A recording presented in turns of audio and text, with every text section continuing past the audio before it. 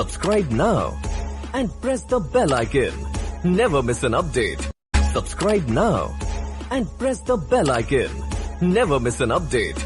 युगे युगे राखी हा सुहागे छठी मैया, युगे युगे राखी हा सुहाग, युगे युगे राखी हा सुहागे छठी मैया, युगे युगे राखी हा सुहाग।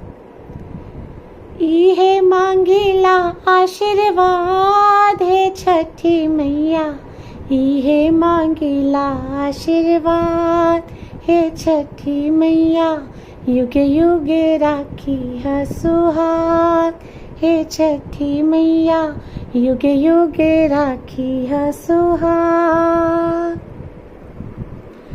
ससुर भैसुर के ऊंचे रखिया पगरिया, हमरा बलम के दिया लमहर उमरिया। ससुर भैसुर के ऊंचे रखिया पगरिया, हमरा बलम के दिया लमहर उमरिया। रखिया से नूर बाबा दे छठी मैया, युगे युगे रखिया सुहाग हे छठी मैया, मांगी है आशीर्वाद हे छठी मैया, इहे मांगेला आशीर्वाद। गोदिया में मांगे छी बालक माई, बहंगी उठा के राउर छठी घाटे आई। गोदिया में मांगे छी बालक माई, बहंगी उठा के राउर छठी घाटे आई।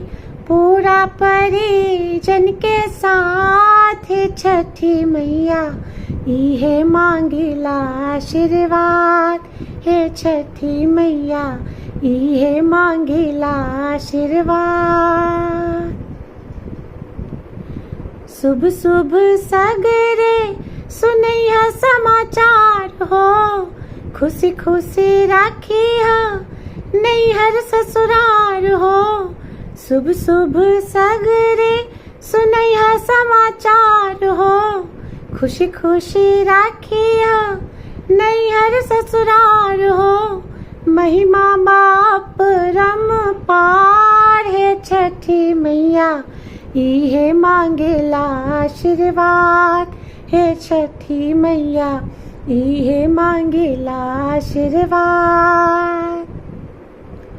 महिमा बाप रम पार है छठी मैया, इहे मांगेला आशीर्वाद हे छठी मैया, इहे मांगेला आशीर्वाद। युगे युगे राखी है सुहाग हे छठी मैया, इहे मांगेला आशीर्वाद हे छठी मैया।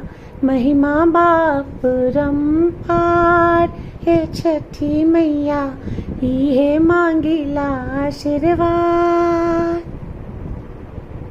जय छठी मैया। सब गोटा के छठ महापर्व के बहुत बहुत शुभकामना। जय मिथिला, जय मिथिला।